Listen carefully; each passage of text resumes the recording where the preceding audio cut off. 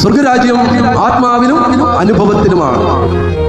കേൾക്കുന്ന വചനം അത് വിശ്വാസമുണ്ടാക്കിയാൽ മാത്രം പോരാ, അത് അനുഭവമാക്കി മാറണം.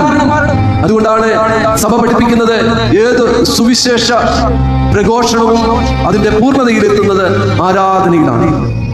ക്രിസ്തുവിനെ പ്രസംഗിക്കുമ്പോൾ ആ വചനം സ്വീകരിക്കുന്ന ഓരോ വ്യക്തിയും അത് അവനിൽ ഒരു അറിവായി മാറുകയും ആ അറിയുന്ന കർത്താവിനെ വിശ്വസിക്കുകയും വിശ്വസിക്കുന്ന കർത്താവിനെ ആരാധനയിൽ അനുഭവിക്കുകയും ചെയ്യും.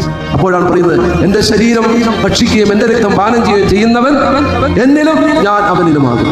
കർത്താവിനറിയാം മനുഷ്യൻ അവനിൽ തന്നെ എന്തുള്ളവനാണ്? ബലഹീനനാണ്. അല്ലേ? ബലമുള്ളവരായിട്ടുണ്ടോ? ശരീരബലമുണ്ട്, പക്ഷേ ആത്മബലം വളർത്തുന്നില്ല. ആ ബലം നൽകുന്നതാണ് പരിശുദ്ധാത്മാവെന്ന കാര്യസ്ഥം. ആ ആത്മനിറവിൽ നമ്മുടെ പരിസരങ്ങളിൽ നാം കേട്ട, ഗ്രഹിച്ച, വിശ്വസിച്ച, അനുഭവിച്ച വചനത്തിന്റെ സന്ദേശവാഹകരാകുന്നു, സാക്ഷികളായിരുന്നു. അക്ഷരങ്ങളിലൂടെയും അറിവിലൂടെയും അല്ല ദൈവരാജ്യം സ്വായത്തമാക്കുന്നത്, ആത്മാവിലും അനുഭവത്തിലുമാണ്. നഥാനിയേലിനെ കണ്ടപ്പോൾ യേശു പറഞ്ഞു, സാക്ഷാൽ കളങ്കമില്ലാത്ത ഇസ്രായേൽ. നമ്മളെ കാണുമ്പോഴും പറയണം, സാക്ഷാൽ കളങ്കമില്ലാത്ത ക്രിസ്ത്യാനി. അല്ലേ? ദൈവമക്കൾ.